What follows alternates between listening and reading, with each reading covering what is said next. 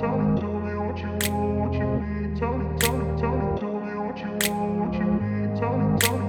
grew up in a place where they told you what to chase, told you how to run the race. Every move was on the page, but I didn't like their way.